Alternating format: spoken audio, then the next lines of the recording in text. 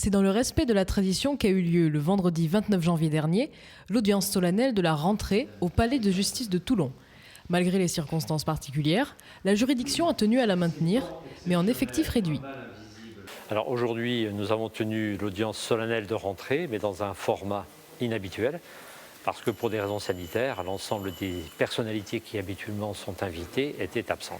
C'est-à-dire que normalement, nous avons plus de 100 personnes qui assistent à cette audience, et là, quelques personnes seulement. Chaque année, donc, on doit organiser cette audience pour rendre compte de notre activité l'année précédente et dire quels sont les projets pour l'année en cours. C'est une façon de dire à nos concitoyens voilà, comment la justice a fonctionné, quels sont ses projets, quel est le bilan de son activité. Le tribunal judiciaire est né de la réforme de 2020 visant à regrouper en une même entité le tribunal de grande instance et le tribunal d'instance.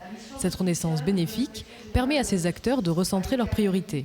Notre préoccupation majeure, c'est la lutte contre les violences intrafamiliales. C'est un enjeu de société qui est majeur, voilà, pour la protection des conjoints, la protection des enfants. On est très mobilisés au sein du tribunal judiciaire de Toulon, bien sûr, avec le barreau, avec les associations, mais avec le parquet, bien sûr, qui mène ça aussi.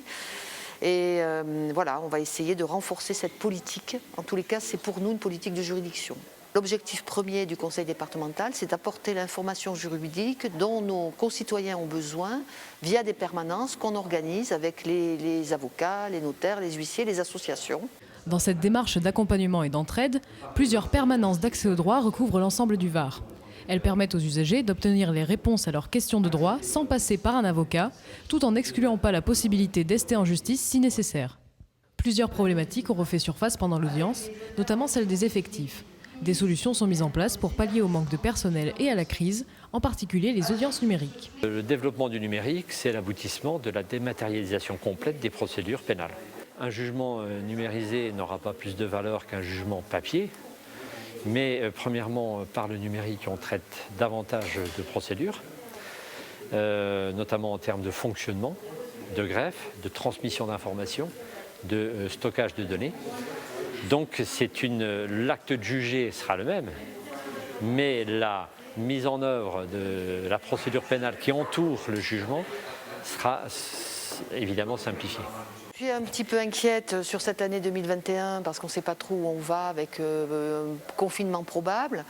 On a fait l'expérience en 2020 d'un confinement avec donc une activité mise en place spécifique. Je ne suis pas inquiète quant au maintien de cette activité pour 2021, dans une organisation bien sûr particulière qui tient compte des contraintes sanitaires. Donc voilà, ce qu'on cherche à faire avec monsieur le procureur, c'est de répondre aux demandes des justiciables qui ont besoin pour des raisons familiales, des conflits du quotidien, qui ont besoin du juge, de rencontrer le juge pour obtenir une décision de justice. Une nouvelle année judiciaire qui commence donc sous le signe de l'entraide et où les juristes mettront tout en œuvre pour maintenir, en face à face ou non, les audiences à venir.